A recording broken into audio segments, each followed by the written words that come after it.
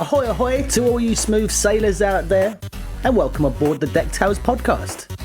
I'm your host and captain, Sammy Catlin, and this is the show where we set sail into the captivating world of ship life. Most of the time, delving into the best and worst experiences of the incredible crew members who called the open sea their workplace, but I'm open to the odd exception as well. Whether we're navigating stunning destinations to weathering unexpected storms, our guests all have stories to tell that will make you laugh, gasp, and maybe even shed an unexpected tear. So if you're a seasoned cruiser eagerly awaiting your next embarkation, or just curious as to what goes on at sea, DeckTales is your boarding pass to a world of nautical narratives. My guest today is Mr. Shane Jacobik, a former cruise ship showteam dancer and singer with around 5 years experience. I worked with Shane nearly 15 years ago on a run out of Long Beach, California. So it was great fun to see how we'd both matured since then, and in many ways hadn't. Shane now works in hospitality and does still dabble in the performing arts. So let's anchor up and dive right in. Shane! I'm here! Oh my goodness, finally. Thank you for joining me, mate. How are you? Hello, how are you? I'm good. You've come at a very late time in the day or early in the morning. You're a vampire, effectively, right? Always a vampire, but actually, it just changed, but it was about to be my time, 4:20 in the morning. And you 4:21. And you're 4:20. Yeah, well, that sort of time. Okay. For the audio listeners, that was the gesture of a doobie. The background is incredible. You've really made that a cozy space for yourself. We are in Vegas, but as you may know or not know, I'm from Hawaii originally. Oh, yeah. So my house is very plants and we have the palm trees in the background. So, but we are in Vegas. It is getting colder now. It's October. It's just now getting colder, but it is hot here in Vegas. But I brought the tropics here to us today. It's completely grey and miserable outside, mate. But you said you're from Hawaii. Yes. I was trying to think before we started this, like, I don't know why, but I thought like your parents are, and correct me if I'm wrong, your surname was the big clue, but your parents are Filipino and Polish? Yes. My dad was in the Navy. He was born in Buffalo, New York.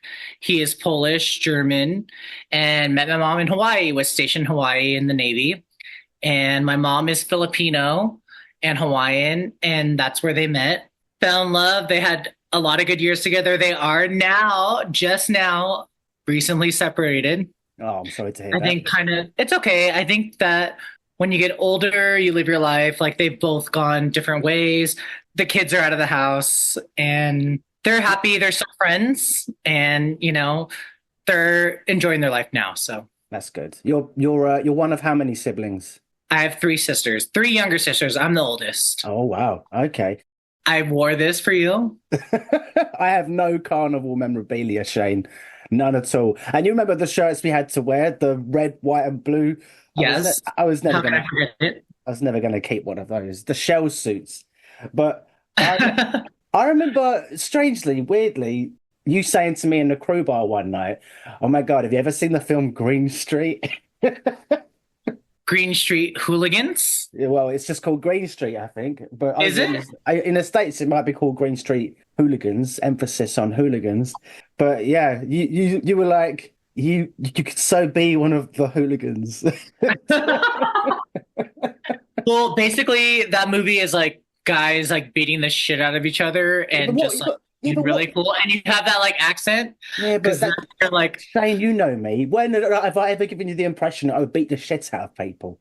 Okay, you haven't because you're the nicest person ever. And you would never beat the shit out of anybody. But in an alternate reality, because you have that UK accent, you could beat the shit out of somebody. Well, so in my mind, because I'm from the US, I'm like, my UK friend will kick the shit out of you if you don't work for the same team as us. So, speaking of alternate realities, and this is a testament to how nice a guy I really am.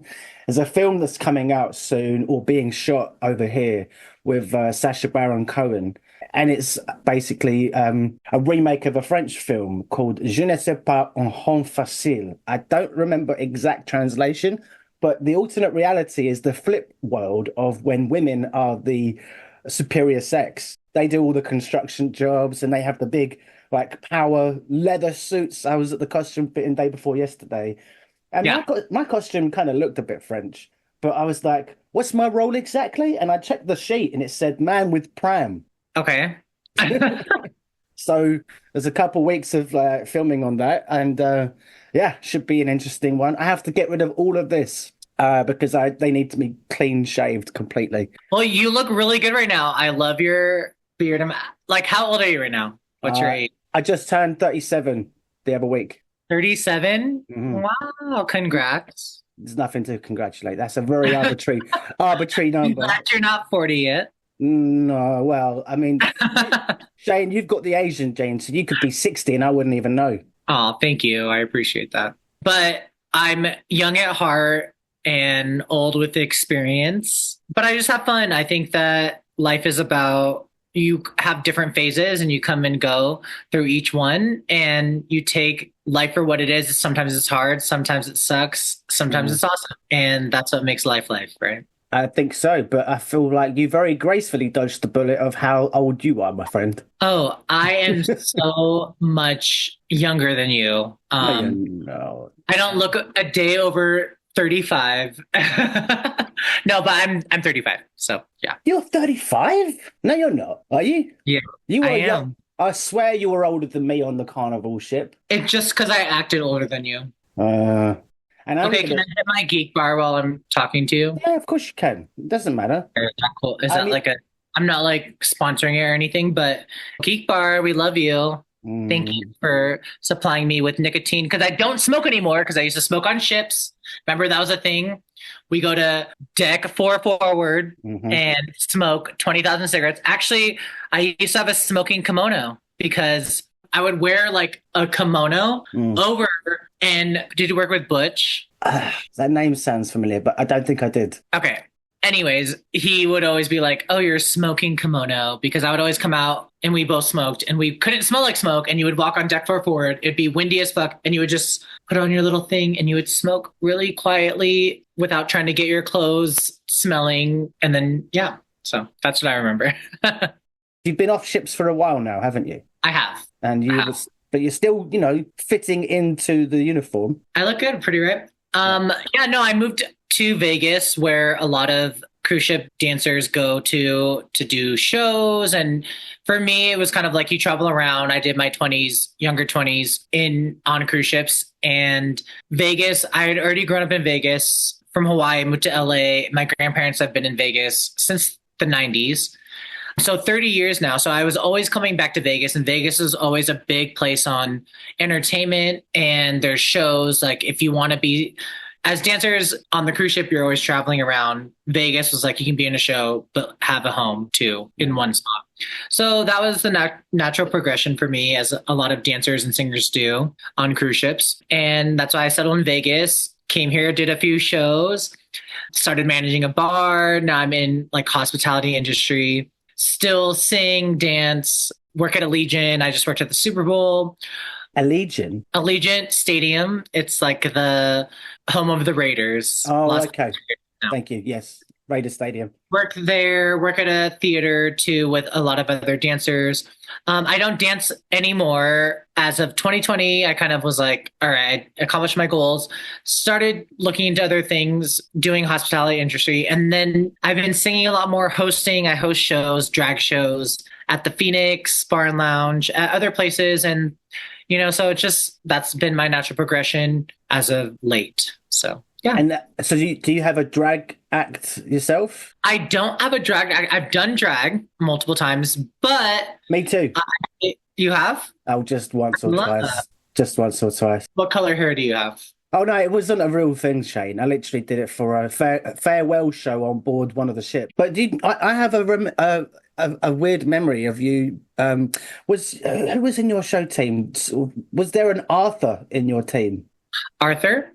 Was there somebody called Arthur? Maybe. It sounds vaguely familiar. Only reason I think of that name What is ship did we work on, was it by the way? at Long Beach, right? Okay, oh, Long Beach. Okay, Was so it? we did the Paradise together. Yeah, the Paradise. But so Paradise? we didn't even ask. But there was someone's birthday, and we locked down the show lounge. And that person's birthday, they were sort of tied to a chair. And one by one, the show team basically, or I think some of us all took it in turn to come out and do a dance for that person. They were strapped in the chair, and you came out and basically did a lap dance. I think is That that was not?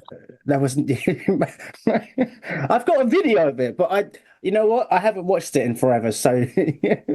I don't. No, I'm just joking. I don't care. I've done a lot of crazy things, but that sounds kind of familiar. I've maybe done that 1 to like 100 times. So Oh, yeah. Hard to pinpoint an exact specific time you lap dance for somebody. Sorry, Shane. I don't have that, what do you call it? Photogenic memory, exactly where and when, whose birthday it was, what time, what color feather boa you were wearing. But so you did ships for how long? From when to when? I started in 2009. I graduated in 2007. I did 2 years at uni, as you would say it in the UK. College over there.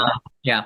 And then I got on cruise ships. I wasn't even 21 yet because I remember I couldn't drink legally, but then I went to the crew bar and I was like, can I get a beer? And I was like, not even 21. I think I was like 20 and they gave it to me and they were like looking at me weird, like they're going to ID. I was like, do I get ID'd in the crew bar? And I didn't get ID'd and they sold me the beer and I drank it. Yeah. But 2009 Two. and then I worked until 2014. Oh, okay. All right. So it's a good So start. about 5 years. 5 years. Done. No more, no more. I wouldn't say no more, no more. I love where I'm at right now. Mm, I would love to go back and do it. Maybe I wouldn't be a dancer anymore. yeah. Maybe I would love to social host. I would love to maybe be a cruise director. I would love to be a karaoke host. I would love to be something on the ship. Maybe down the line if I could travel. But right now I have dogs. I'm getting married. I'm engaged. Oh, congratulations. Well done. Thank you. But so you're engaged to be wed. Congratulations. Yeah. You said in the Facebook chat before we started the call, give me a sec. What did you say? I had to walk the dogs, shower, feed the kids. Feed the kids. You don't have Okay. kids. I don't have kids. So you call your dogs the kids? Yes, the dogs. Also, I bartend. I was hanging out with friends and we call them the kids. Right. I like to make dinner for people and feed them. And then so when you feed the kids, when you're having drinks, you're feeding the kids, you're making. I see. Oh, okay. Literally thought for a second, hold on. What happened? Shane, Also, you I didn't. have an axolotl. One more time. I have an axolotl. What's that? It's like a amphibian. Do you want to see? I'll Yeah. show you. I mean, it sounds like a made up word. No, he's right here, actually. Where am I looking? I don't know why I'm leaning in. Oh, there, right there. Oh my God. Wow. He's a creature. Yeah. He's- So I you have got- axolotl, I have fish. So I get home. I have a lot of green babies. I love plants. yeah. So when I say feed the kids, it's you got to get home and You're a water regular- the babies, feed the fishies, do all the things, So You're a regular Dr. Dolittle. exactly. But they Astrolotl, you called it? What is it? Axolotl. Axolotl. Yes, Oh. they're from Mexico. It's AXOLTOL. Okay. So 2009, 2015, 6 years. How many ships was that? I did 4 ships, and like 1 or 2 were like resigns. Re-signed. Oh, what? Going back to the same? Renewed. Yeah, going back to the same ship. Yeah. Okay. And was there a favorite one or not really? I do have a favorite. Actually, I don't know. I don't know about everyone was like amazing for what it was. Yeah. I Hard. think my favorite was the Glory. That was going to where? It was based in Florida, in Orlando, or no, Miami. And it went to like St. Martin, St. Thomas, some Caribbean islands. Yeah. I love that one because I met a lot of my best friends there. I met a lot of best friends on a lot of ships, but that one was like stuck out as people that I really loved. The shows were amazing there. We did some of my favorite shows. And so that was probably my favorite, The Glory. I liked the breeze, the newer ship that I did because I opened it. I was in the inaugural cast. I was in the inaugural cast for a 2.0 playlist. It used to be like kind of the older shows, Showgirl, Showboy, and then I was in like the changeover when they switched to like the dancers had to like sing. Yeah. And Oh, so they got rid of like a standalone vocalist. yeah, they did. Okay. Because I was in playlist 2.0, and so in my cast, I think there was only like 8 people. Oh, okay. So was it like 4-on-4? Yeah, they cut the dancers. So there used to be in like a normal show from when I started in the 2000s. It used to be 4 boys, 8 girl dancers, and 2 to 4 singers. When you were on the Paradise, I feel like it was 4 boys, 4 girls, and a female and a male vocalist. Yeah. That's right. Right. Okay. Yeah. The Paradise was a little bit smaller, and so it had a little bit like that stage was a little bit smaller, so it had less. Hey, don't knock the size of the stage on the Paradise, because out of all the ships I worked, it was the only one that had a big enough stage to host laser tag. Okay, fair enough. And it was the only stage that was big enough to hold me too. So because of your ego? What? There was, but also the Glory had a much, much better itinerary. Let's say, for example, Devil's Advocate, you had the same cast on the Glory from the Paradise, and you switched them round. Would those people have been your better friends, given the, this is the horrible... No, I don't think so. I don't think so. I really don't think so. And on the Paradise, it was 3 and 4 days. That's right. We only went to Long Beach, Ensenada, and bloody Catalina. That's a lot harder because you're doing... We would do, 4 or 5 shows in 3 and 4 days when you would do 4 or 5 shows in a week. So it was a lot harder on the Paradise because you're doing every night you have a show, basically. Yeah, that's it. Yeah. Whereas the Glory was a bit more. It was a bit more lax, and we would repeat a show. So there was one show that you would repeat. You would do intro and the ending show. Oh, we also had Legends. Like, have you heard of Legends? I mean, that's got to be where you've got the Hollywood greats. Or it was where guests would sing. Oh, yeah, that does ring a bell. I feel like that happened on either The Inspiration, or I definitely heard it dropped into conversation. But so you had to do, guests would have to sing, and then like the dancers would be assigned to guests. Like, so you would have to, they would do basically a karaoke thing, but then they had to learn choreography too. So we had to do a whole rehearsal with guests. Yes. No, I do remember this. Like the day before, and then you would learn the choreography you would teach them the choreography and sing on stage with them. And then the next night they would do it. Yes. So we had that, but we didn't have that on the Paradise. No, I think I saw that on the other ship, The Inspiration, but that I'd completely forgotten about Legends. Thank you for reminding me. Yeah. Wonderful. So you only ever worked as a dancer? You didn't just like switch it up and become a vocalist for a contract? No, I was only a dancer until I got Playlist 2.0. What is Playlist 2.0? It was the switch up. It was like the changeover from when they were trying to roll out new shows, like when Divas came, all these new shows, and basically the dancers had to sing. So that's why I wasn't considered a dancer anymore. I was a dancer-singer. But then you had singer-dancers. So you would have 4 singer-dancers, and then you would have 4 dancer-singers. Okay. Do you remember me singing much? No, I don't actually. I don't know. I used to host karaoke quite a lot in the lounge or the opposite end of the ship. Do you remember me singing at karaoke? Yeah, you would come in after your show. You'd already had a few drinks, and you. Do you remember my song that I would sing? It was. I want to say. Everyone knows Yeah, it was Whitney, right? It was Whitney. I knew it was Whitney. Whitney. I will always love you. I will always love you. Yeah. But I had to when I start hosting. You guys are obviously in the other lounge doing your show. The schedule changes. Some nights I would be on Show Watch watching you guys perform. And is that boring? Like watching us all the time on Show Watch? Well, I get to sort of. You were bored. I know. I was going to say. But was it better than other things? Don't put words in. Like, would you rather do library or Show Watch? Well, no, library wasn't on at that time of the night. So library was more of a morning duty. But I remember it was fun to watch certain shows again and again. And, you know, as you see them all the time, you pick up on the little things that have changed or somebody's missed a mark or, oh, and then someone's having to kind of compensate for it. And like, what was the living in America moment with the pyro bang that shocked everyone? Yeah. And on that, and everyone would go, oh, and you sit back and they, you know, they get startled. But then would you talk shit about people if they like messed up? You're like, that wasn't how it was last night. I was never that. Get it together. No, I was never that critical, Shane. But I do remember loving just the anticipation of the pyro bang. And because I've got to do the show watch, I'm sort of halfway between the top tier and the ground floor. I'm on the staircase just kind of swanning around. And on the bang, I always used to give it one of those big pelvic thrusts and feel like I was a part of the show team just for a moment in time. Did you ever have to like kick people out during show watch? One guy lit up an e-cigarette, and it was like the first type of e-cigarette where it looked like a cigarette, and it was glowing orange. I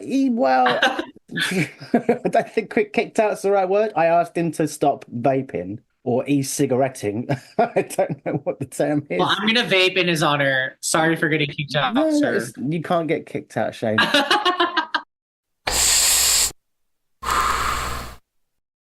Honestly, I love Carnival. I appreciate them for everything that I got from them. Yes, there are like positive and negatives to everyone's story and to things that they like and don't like. But those are personal stories to me, and nothing is to me negative. I'm 100% grateful for all the opportunities I had with them. A, I made good money there. B, I had a lot of great experiences. I made so many friends, lifelong friends, and had a lot of great experiences. To me, I'm a person that's very positive, that takes every experience as a life experience that you learn from. Mm-hmm. And even if it was a mistake, maybe it was my mistake or whatever, but I really don't have that much negative to say about that company there. So Shane, you told me a little about when you started, but do you remember why you started? Yeah, I was a dancer. I was fresh out of college. The audition came up. I had auditioned for a few other things, didn't get it. And it was one of my first major things that I booked in LA. I went to school in LA, was a dancer. It's a lot harder. Like LA is a big pond and I was a little fish. And that was one of the first things I booked. Self-explanatory enough. Was there a favorite destination, or you said the favorite ship was the Glory? What was the best place you went to out of all 6 years? Best place I went to, I loved my run on the breeze. We did like a Amalfi Coast. I went to Capri. Oh yeah. I did a lot of European cities, Mediterranean. I did Croatia. So a lot of that was cool. And then we crossed the Atlantic and then went to Miami. But yeah, that would be my favorite like run that I ever did, was definitely the European Mediterranean run. It was amazing. Did you have... You went to Rome, yeah? So Civitavecchia. Greece, yeah. Yep. What was the worst place you went to? The worst? There was no worst. I liked every place I went to. Oh, come on.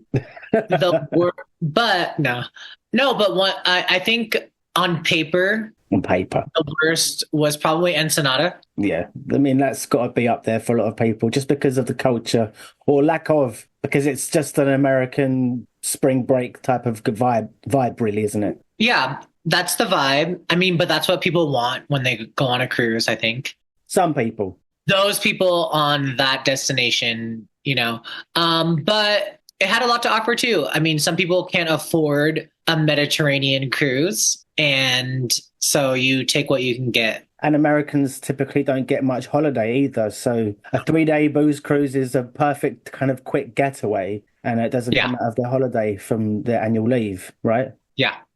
So I get it. Blow off some steam, quick trip to Ensenada, and Catalina was quite nice. It was nice. Catalina and was I love Ensenada. Like, there's a lot of amazing restaurants that I went to in Ensenada that I really loved. Taco shops.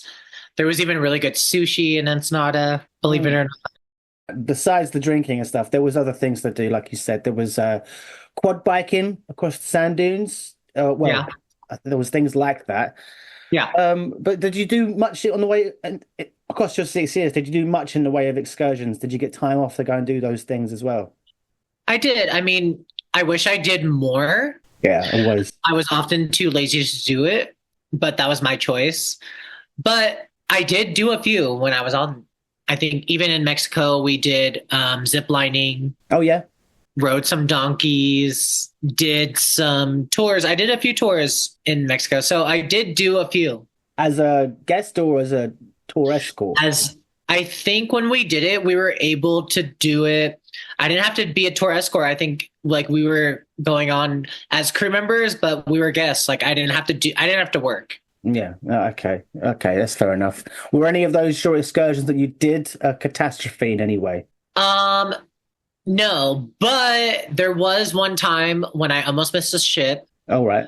Like I stayed back. I was in Rome. I noticed some passengers, they were lost because the train system in Rome and Civitavecchia is quite difficult if you're not from there. Mm. And we kind of missed like the last train that was like going to make it back to the ship on time. It made it back to the ship, but like 30 minutes late. And I remember running and I almost got left behind, but because the ship didn't leave yet and I was with passengers, they let me on the ship. Oh, that's lucky. They were kind enough. Yes. Oh my God. I was on literally on deck, like almost like getting my passport handed to me. And luckily the captain was nice enough that he let us on. It was only three of us. It was two passengers and me. Oh, so they were going to give you a passport to say, no, sorry, the list of everyone who's on board has already been given to the port agents. You were on that list, so ER on your bike, mate. Yeah. But the captain saved you. The captain saved me. That's a relief. Yeah. That only time that happened. Let's go into scary moments. Do you have any standouts? I remember being on a cruise where someone fell overboard and passed away. Ooh, well, immediately, yeah, because the height those ships can get, the impact on the water is enough, I think, pretty much. Yeah. So I did have a few of those. I remember I wasn't on the same ship, but I do remember when a crew member like passed away, he jumped overboard. And I do remember that moment in the whole fleet, like everyone kind of found out about it around the same time. And I remember people being really sad about that. And I didn't know the person at that time, but I knew people that knew him. And that was really scary. I do remember picking up, I think like Lost at Sea Pirates one time. What? Yeah. You picked up the ship picked up pirates. Yeah, because they okay, so it was like fishermen that was in air quotes for the audio only. Yeah.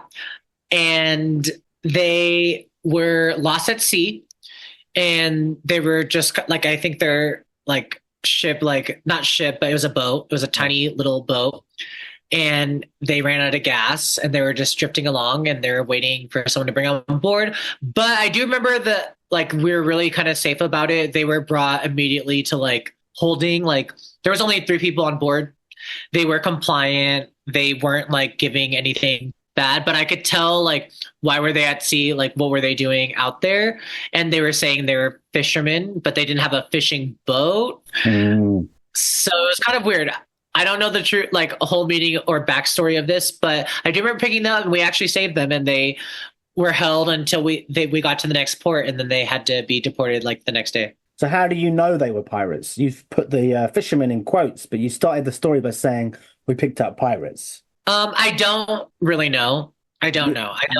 But you suspect they jettisoned all the weapons before they got picked up. Yeah. Because the reason why I say that is because they did have like stuff that they were kind of like, they were lost. They had eye patches. Jim lad. Things on them. It was just kind of like, and then they got immediately, like, I remember they immediately were like kind of like arrested when they got on ship. Like they were like, had their hands behind their back. Like they were like, we were kind of hesitant to, I think the captain was hesitant to pick them up. Like it was almost like, should we or should we not kind of thing. Yeah. And I think people voted to pick them up and save them. People, the guests and the crew had a... No, it wasn't the guests. It was more of like the crew. And I only say this after the fact because like the people behind the scenes, the Italians, again, air quotes, Italians meaning the officers, Yeah. told me after that, like they kind of voted, like, should we save them or should we not save them? It's like something out of Waterworld with Kevin Costner, where you're like, it's a Yeah. distress call, but when you get there, it's a sort of like surprise. Yeah. You know, Yeah. it's an And ambush. it actually was like made apparent to the guests too as well. Like they didn't have a say, obviously. Like no, like the guests weren't like voting, should we pick them up or not? After the fact, the crew was, the people in charge, the officers did have a vote to pick them up because they did say like, and over to the guests, they were saying, hey, these people are lost at sea. We've decided that we're going to pick them up. We don't know who they are. We don't know their intentions, but this is what we're going to do as the safety for all of you. We're letting you know that this is what we're doing. And rest assured that there'll be plenty of food still available at the buffet. Exactly. Damn, how many were there that were taken on board? It was three people. Again, your stories comes in threes. Three of you were almost late for the ship. Three pirates picked up. Exactly. The twist was that you were the pirate.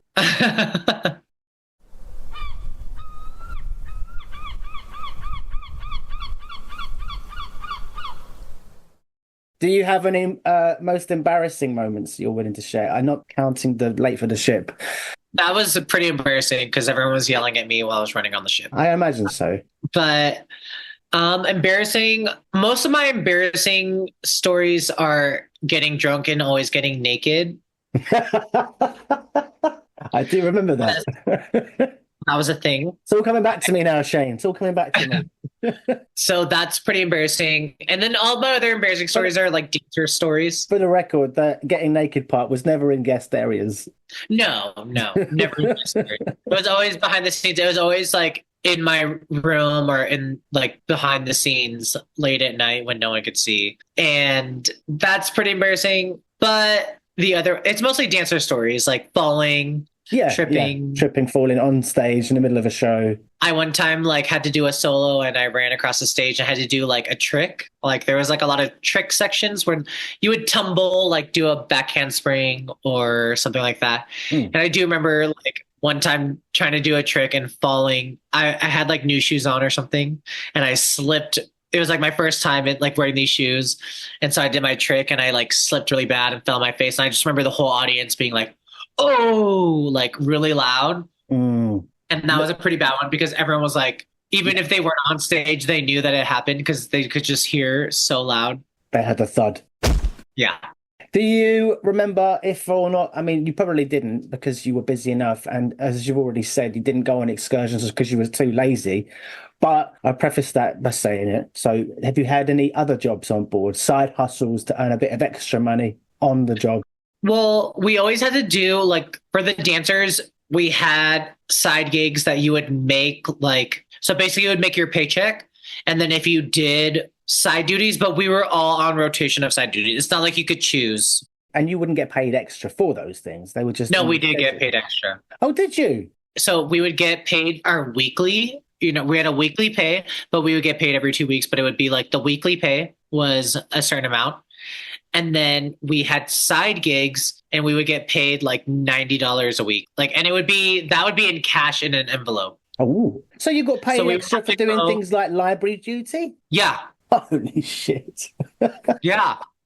We got paid extra for doing library, for doing bingo. Oh, I think we got more for doing bingo actually. Yeah, it was more than library. Yeah, well, there's money in bingo because, literally it brings money in.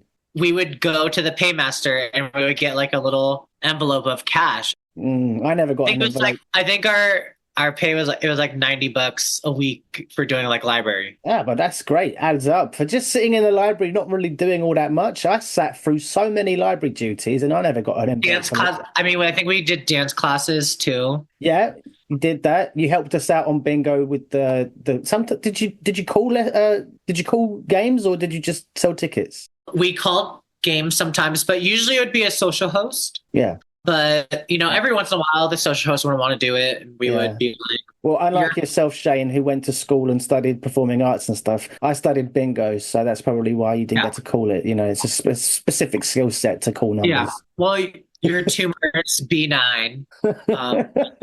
You just Your tumor learned. is your tumor is benign.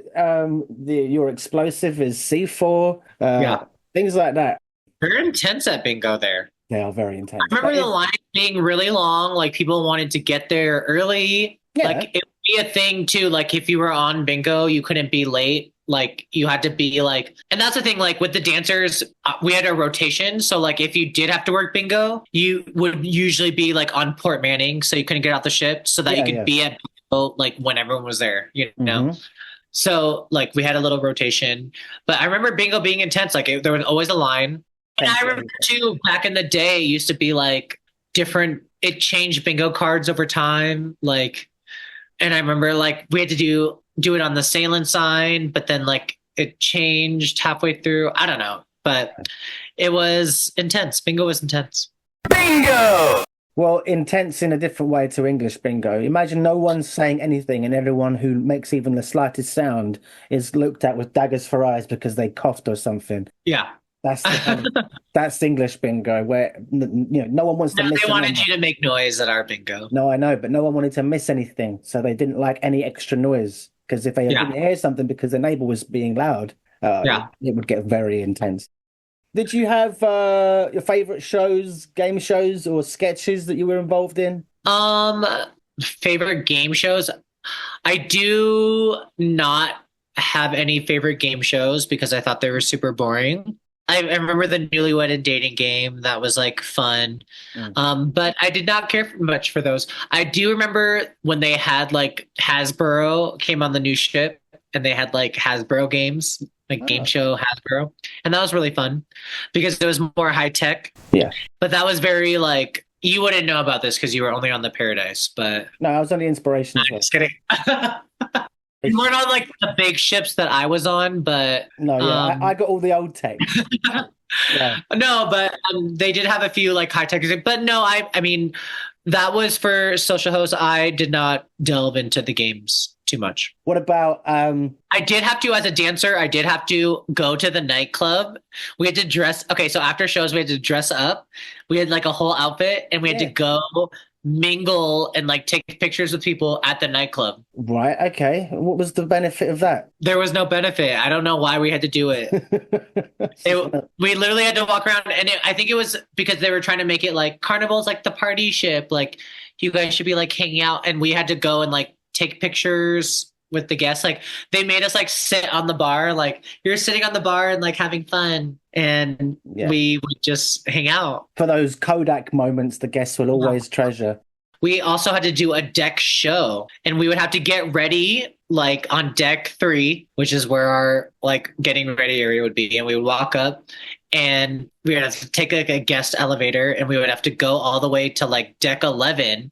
And we would all stand on like different places around the pool and like do like stuff over and we had to do it wasn't deck party. It was like a deck show, a special night, and we would do like a show. So were you myself?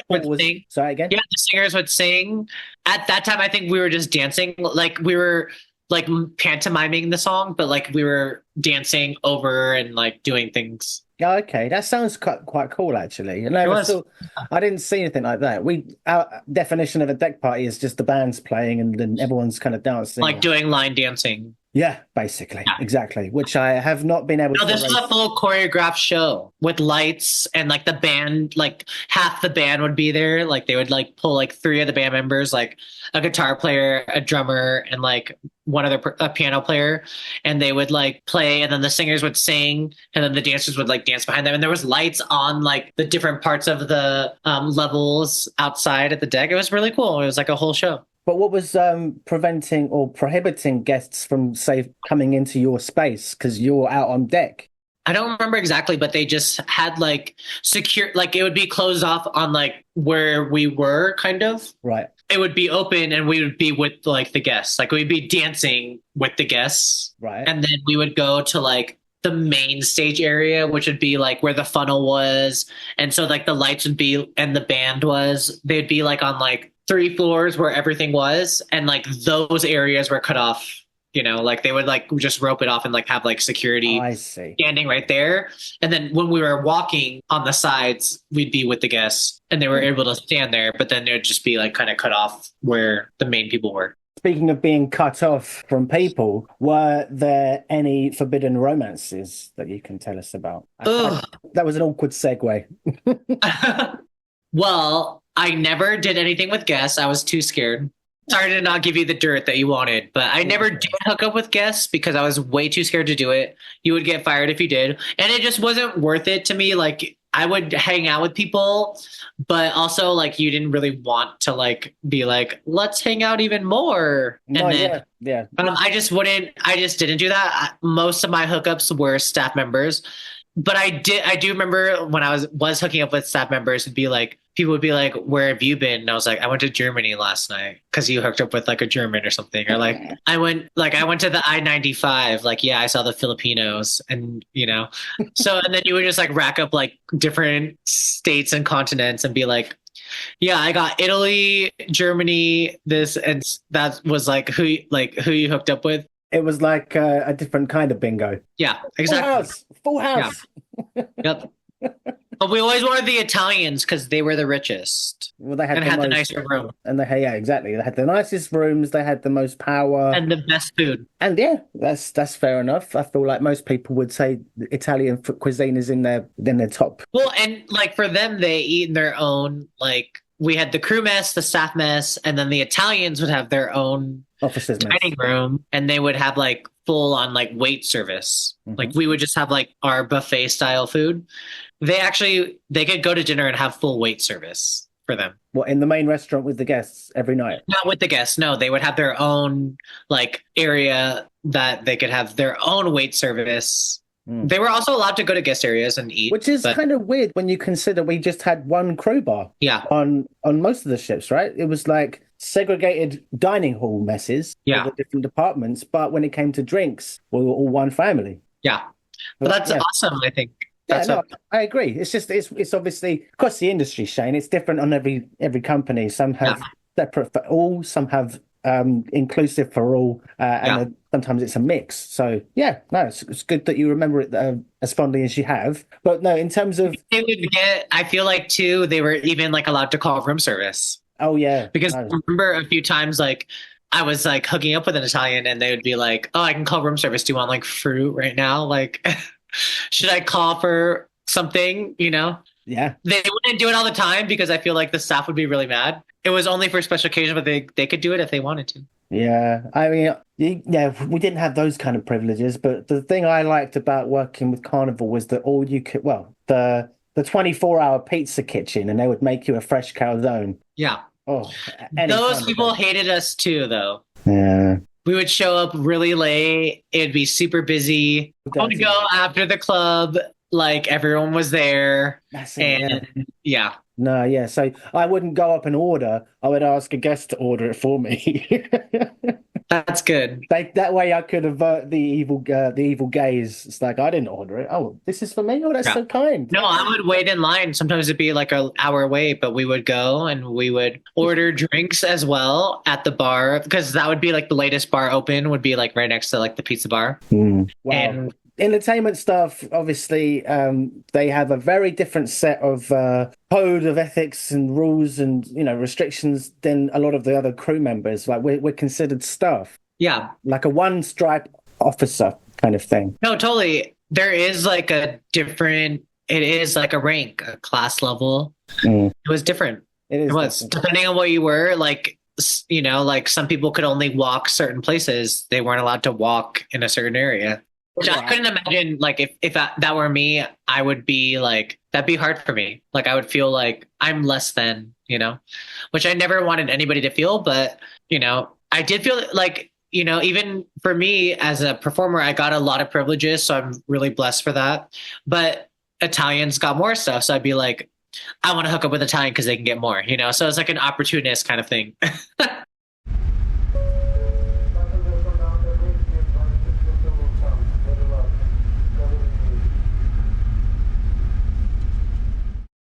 Well, we also didn't have cell phones or any way to contact each other. So it'd be like you leave a message and like hope they like call or something in the night because you'd be like, I want to hook up. And then you'd have to like wait until they like you didn't know where they were, you know? So you'd be like, call me when you get this. I'll be waiting. You know, but the hallway of our corridor was always generally like after hours full of people, or like during sort of sleepy times during the day with people on their laptops, on the internet trying to reach home on their little internet scratch cards. So you get like $20, 3.5 hours of shoddy internet. And I do want to say sorry to all the people that I woke up on cruise ships, because I was very young and naive and I would be loud and crazy in the corridor. And I remember like the older, like more experienced, like soloists or fly-ins would be like trying to sleep, like people in their 40s and 50s still entertaining, and they'd be like, shut the fuck up. Yeah. And they would call security on us, and I would just be super loud and not care. So I do want to apologize to all those people, because now if that were me and wanting to sleep, I'd be like, I would get it. And now I got it. So sorry. And I'm sure I'll pay for it one day. I'm sure I'm going to be woken up by all the youngins in my own bed. So I have to echo what Shane says. I'm sorry as well, people. If you're hearing this, I knew no better. And I don't know who I'm specifically apologizing for, but I feel like, hey, I'd like to apologize to anyone I might have upset with my questionable sense of humor. If it was taken in offense because of some poor taste, like, for example, the Romanians, I apologize to the I remember there was a period when I was getting, I don't know what came over me, Shane, but I used to be like so obnoxious when it came to, after a sort of certain amount of drinks, I used to do the fake burp, but like really, really loudly. And the Romanians... Like how? I don't get it. You have to reenact it right now. Okay. That was a muted one because I was put under pressure. But culturally, a burp to a Romanian is what, I might as well have took a dump on their newborn child. Like that is the worst. That's the worst thing you can do. Really? Well, it might not just be Romanians, but yeah, I mean, in general, it's rude. Exactly. Is there a particular, like, most ridiculous question that you've got in mind? Because, guests, they can ask some silly questions sometimes. Yeah, I've had a guest ask me to live with them before. What, in their cabin or at home back in the real world? Like live with them, like back in the real world. And I actually did go and visit them. You took them up on their offer. I did. I don't know. They just were like, we just vibed, and they were like, come visit me, and like, you can live with me. Like, if you ever want to live here, you can live with me. I have a house. Da, da, da. And I like went. And it was like not sexual. It was a girl. It was another girl. Okay. And she had a family, but she asked me to live with her one time. Like, she was just like, we like need someone like you and your energy to like live with us and our family. And I was like, okay. And I remember like on vacation, like getting off, because she lived in like close in Florida. Yeah. She lived close. And I remember going to visit her at her house, and I stayed with her for like 2 days. Oh, wow. That is kind of ridiculous. I said no to living with her, but I did go and I sniffed it out. I was like, how cute is your place? Wow. Yeah, probably the craziest thing someone's ever asked. When you were on board, I was going to say, this probably doesn't apply to you. How did you make time for yourself during a 7-day work week while you were at the bar, you were getting naked in your cabin, drinking and going to the 24-hour pizza kitchen? Yeah. Was there any emergency situations that you had? There were no emergency situations, but going back to making time for myself, because I do want to touch base with that, because I do feel like I didn't want to make light of it and to suggest that you never did anything for yourself because you weren't deserving of it, and that you had too much time for yourself. Yeah. So yeah. No, but I just it was important because, as someone that is like, when you're on stage, you're always in front of people, always in front of guests, always having to give that part of yourself. I did like to go to the sauna a lot. And I actually did. One story that I have in mind is that I would go to the sauna, and there was a co-ed sauna on board, on the Glory. And so me and my friend used to go there, and I introduced her to her now husband. And I've actually introduced a lot of people, but she's one that sticks out because they have kids now, and I introduced them, and she knows that I introduced them because it was a huge thing that we met in the sauna because it was a co-ed sauna, and we were both like dancers, and we are like, let's bring this guy into the sauna, and I introduced them, and now they're married and have two kids. So Oh, I'm that's pretty proud of beautiful. that. I mean, as beautiful as a story as it is, Shane, Yeah. this just speaks volumes as to my internal problem. When you were telling me that story to begin with, and you said it was on the Glory, and then you went and make time for yourself in the sauna, the first thing I was thinking was, do these saunas have holes? I mean, what kind of holes are we speaking Well, about? it's the Glory, right? So I haven't got to explain that one. I'm ashamed of myself. I cut that out. Did you did you have any nicknames at sea? I had a lot of nicknames. My name is Shane, so I think a few of them were like Shania Twain, Definitely. Shenanigans, because I used to throw a lot of like shenanigans. Yeah. So Shenanigans, like any like she, because I'm Hawaiian, and when you go she, it's like peeing, and I was always naked, so they would be like she. Um, yeah. So Shenanigans, Shania Twain. She.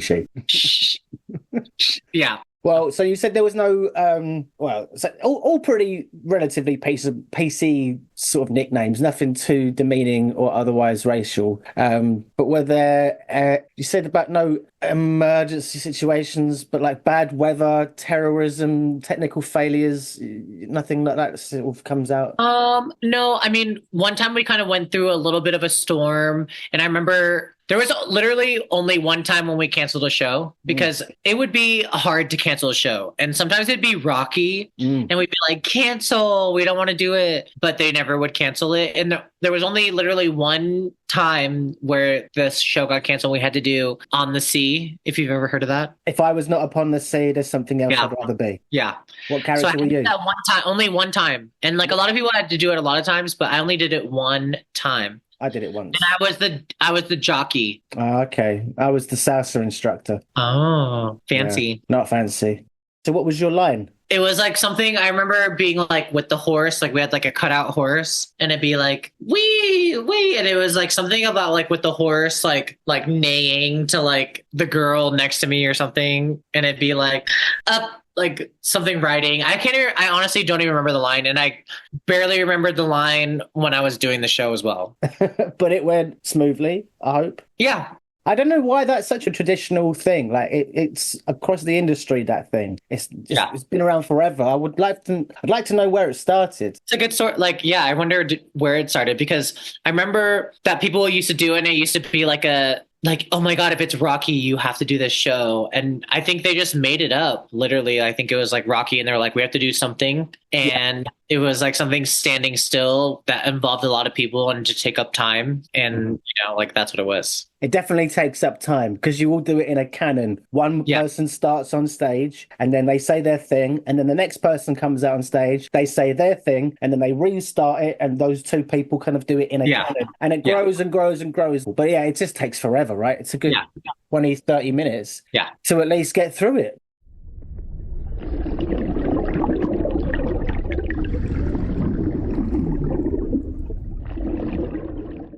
Were there any other stories that you had that you wanted to share that I didn't pull out of you, extract organically? I do remember, like, if we want to talk about something taboo, is like a lot of like the disconnect between like security and like the staff members. There was a lot of crazy times. I remember like smoking in the cabin a lot, especially like in the Caribbean. We didn't want to walk to deck forward and have a cigarette, and we would smoke in the room, and we would blow like the cigarettes up into the vent. Cigarette smoke, yes. Yeah, and that was like a huge thing. But yeah, smoking in the cabin, that was quite a common thing. I don't know how strict or what measures are in place to prohibit that now, but everyone has to smoke outside. No, it's different on different ships because one of the guys I was speaking to the other week, he said that the officers, they were the only ones who were allowed to smoke out on deck, on the crew deck, and the cabin stewards and people of his position, they had to be in a room, like a crew room. right? Yeah. Which is, a bit weird. Yeah, I don't know. All the rules are a little bit different. I remember we weren't allowed to smoke in our room though, and I would do that all the time. So again, sorry. It's one of those things that you kind of do if your cabin mate is okay with it, not because you just want to fag, And it would be like in the bathroom with like towels blocking the bathroom and all the things. Draft excluder. Do you remember, did you ever do poppers on ships too? No. No? No. Oh my God, because like we weren't allowed to like smoke weed or like do any drugs. Poppers was like the number one drug of choice on our ship. Which ship? Our ship? Not our ship. I don't remember, because I don't remember anyone. Ships I was on, I won't name them. No, fine. But, poppers though, it's just a quick head high. It was a quick head high, but if you were drunk, like it would just make you much more drunker. And whoa, wavy. Yeah. No, it's more we would have like nights where we would just like bring bottles of wine and do poppers like all night long. It was more of a, I don't know. I mean, I've not done a popper in a long, long time. Not that I condone them or even say they were awesome, but it was like, I don't know, the first time I ever did a popper was at a festival somewhere.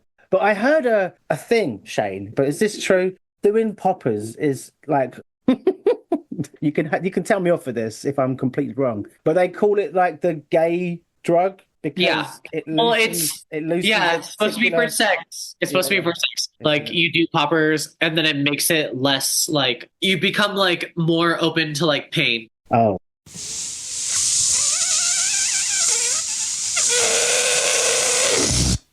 Okay. Oh, I'm so torn about keeping that in the edit because it's informative. It's not rude. It's like this. It's dispelling a urban myth. What do you call it? Trust me, a lot of crew members did poppers. So not this guy. Not this guy. If you could go back, Shane, and there was one thing you could change about your time, besides all the drunkenness and getting naked, what would you change? Yes. Well, even the drunkenness and being naked, I wouldn't change because it made you who you are today. Made me who I am today. And it was all of those things. If I could go back and do it over again, I think I would. I'm thinking more about work and like dancing and stuff. I feel like I kind of wish like I can go back to cruise ships and like, I remember, okay, actually this is really bad, but I'm going to say it out loud. When I was in my 20s, I thought people in their 30s were really old and like, why are you even on cruise ships? Like kill yourself. That's a common thought though, isn't it? It is. And so one thing that I would like change is like my mentality on like, and going back to like being loud, because I didn't care about the older generation back then. I was like young and like traveling and like I wanted to drink and like have fun. It would be really like that the people in there doing it now, like I really respect them because they've been doing it a long time. They've seen a lot of life and a lot of experiences and been there in the industry, in the service industry for so long, making people happy that necessarily sometimes you want to have a disconnect with, like as a customer and people in the service industry, you kind of have this disconnect because you find those people annoying. So I would respect my elders more, people that had been in the game longer. I wish I would have been quiet more and let them sleep and not be so loud in the corridor. Yeah. So that's what I would change. Is like, I respect, I don't think that 35 is old anymore. When I was 25, I thought 35 was old. And I remember like one of my like people in my show, they were like, wait till you get to 35, like everything's going to change. And I was like, no, nothing's going to change. And now that I'm 35, I'm like, everything's changed. So I would think to my elders a little bit more. How do you feel about 45-year-olds? Are they old in your book now? Not anymore. 45 is not old to me anymore. But I cannot imagine being 45. Yeah. We'll see what the next 10 years brings. That'll be a part 2 there, Shane. We'll do another podcast and you can go on that. Yeah. So I would change my eating habits and my metabolism because now that I'm 35, I get it now. I get it now. Well, it's never too late to change your diet plan. I mean, it's not too late. I stopped drinking cow's milk about 10 years ago. Look at me now. Yeah. It's helped with my eczema and skin-wise, it's a lot better. Oh, good. What was the name of the club or the bar that you're managing? Do you want to give that a throw in? Oh, the Phoenix Bar and Lounge. It's in Vegas. It is a gay bar that is radically inclusive to everyone. There's all types of people that go there. We have drag shows and events, karaoke. I like to sing. We do dancing. There's underwear night. It's all sorts of shenanigans there. And that's been my home for the last 10 years. So if you are out in Vegas, that is definitely one place you should come because there's always friends there. Even if you come alone, there's going to be someone there. I've just Googled it, Shane. It says no entry to people over the age of 45. Well, then you can't come, I guess. Okay. It's weird. I used to work in a bar called the Phoenix Bar and Lounge, but it was Really? a really, really tiny one in Bounds Green in London, and it was such a dive. Like Crazy. It was weird because the guy who owned it was like using it as a front for his other businesses and was kind of treating this bar as almost like his meeting room to like show clients like, oh, look at me, I've got a bar. And I was running this bar for about 9 months, and he was trying all different kinds of things to get people to come in the door. He had plasma screens up on the wall with leather paneling surrounding it and colored LEDs, and there would be city sort of landscapes around that were backlit and a big sky panel which was all LEDs as well. It was proper like a hip hop type of music video, you know what I mean, in a nightclub. And champagne on ice, and he even got to the point where he was employing girls to be hostesses to come by, and they would be dressed in skimpy outfits, and then when guys came in they would be on commission to sell bottles of champagne. And it was lame. It was one of the first jobs I feel like I got when I came to London back in 2012. Yeah. And that was a difficult time. Well, I'm sorry about that, but this bar is not lame because we do support the community a lot. I feel like this is a place where artists come. Like we have had like artists paint on the walls there, like so many amazing people that have come in that sell jewelry, paintings. We have so many different artists, burlesque dancers, young, old, anybody can come there. So sounds great. Well, I'll pop it in the calendar and I'll make a note to come down at some point. Come visit us in Vegas. Well, I should do. Yeah, I'm starting to fade out. I can't confirm or deny that I've ever had sex over the balcony of a cruise ship that I don't wish to name, but maybe that's happened too. I don't know. No, Shane, you can't have that in there. I don't know. Can you? That's for you to decide. Okay, thanks. It's a real puzzler, this one, in terms of the morality tales that we tell people. All right. Thanks, buddy.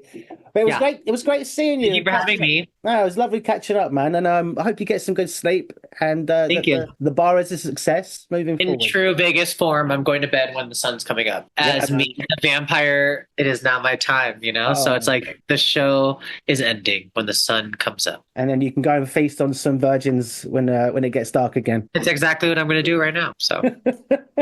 But Shane, I'm going to love you and leave you. All right. Well, thank you so much for having me. It was a pleasure. Thank you for talking to me, and I appreciate you. I love you too, man. I hope to see you again soon someday.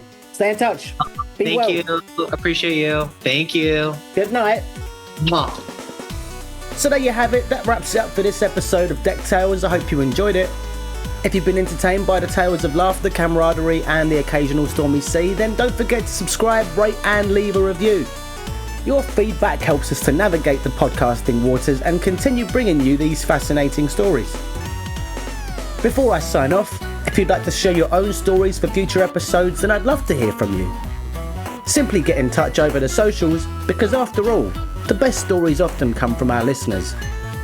As we navigate through the waters of life, remember to enjoy the journey as much as the destination, as well as those you choose to share the adventure with. I've been your captain, Sammy Catlin. Until next time, fair winds, smooth sailing, and may your adventures be as unforgettable as those shared here on DeckTales. Bon voyage.